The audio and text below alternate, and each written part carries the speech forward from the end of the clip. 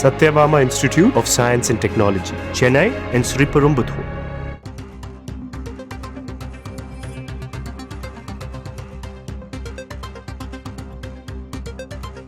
தற்போதைய செய்தி ஒன்றை பார்க்கிறோம். ரெப்போ வட்டி விகிதம் குறித்த அறிவிப்பு வெளியாகி இருக்கிறது. அண்மை செய்தியாக பார்க்கிறோம். ரெப்போ வட்டி விகிதம் 0.5 விழுக்காடாக குறைக்கப்பட்டிருக்கிறது.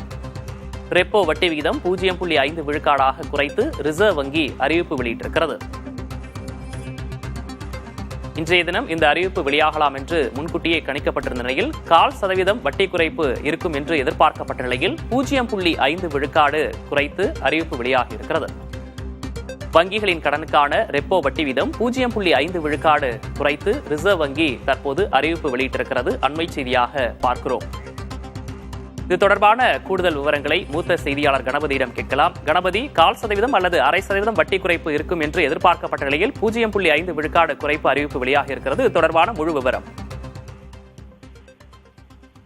பணவீக்கம் தொடர்ந்து குறைந்து வருவதன் காரணமாக ரிசர்வ் வங்கி தற்போது வட்டி விகிதத்தை கணிசமாக குறைத்துள்ளது. சென்ற முறை 25 புள்ளிகள் வட்டி விகிதத்தை குறைத்திருந்த ரிசர்வ் வங்கி இந்த முறை 50 புள்ளிகள் குறைத்துள்ளது. அதாவது 0.5% வட்டி குறைக்கப்பட்டிருக்கிறது. ஆகவே தற்போது வங்கிகளுக்கு ரிசர்வ் வங்கி அளிக்கும் கடனுக்கான வட்டி 5.5% ஆகிறது. இதன் காரணமாக வங்கிகள் வாடிக்கையாளர்களுக்கான வட்டிகளை குறைப்பதற்கான வாய்ப்பு ஏற்பட்டுள்ளது. வீடுகளை வாங்குவதற்காக வாடிக்கையாளர்கள் வாங்கும் கடன் மற்றும் வாகனங்களை வாங்குவதற்காக வாடிக்கையாளர்கள் வாங்கும் கடன் ஆகியவற்றுக்கான வட்டி விகிதங்கள் இதன் காரணமாக குறைவதற்கான வாய்ப்பு ஏற்பட்டிருக்கிறது.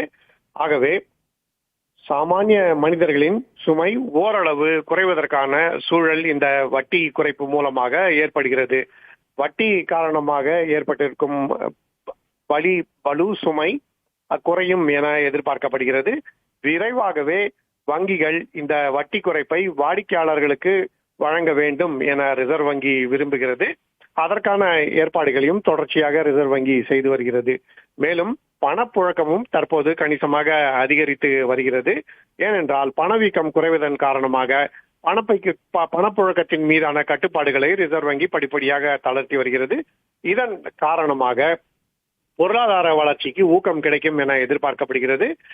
வாடிக்கையாளர்கள் பொருட்களை கூடுதலாக வாங்கினால், அதாவது வாகனங்களையோ அல்லது பிற பொருட்களையோ அதிகம் வாங்க முடியும் என்பதால் அதன் மூலமாக பொருளாதாரத்துக்கு ஊக்கம் கிடைக்கும் என கருதப்படுகிறது. பொருளாதார வளர்ச்சி சர்வதேச சூழல் காரணமாக மட்டுப்படும் என்று இருக்கும் நிலையிலே அதை ஊக்கப்படுத்துவதற்காகவும் இந்த நடவடிக்கையை ரிசர்வ் வங்கி எடுத்துள்ளது. Vignesh. Satyabama Institute of Science and Technology, Chennai and Sriperumbudur.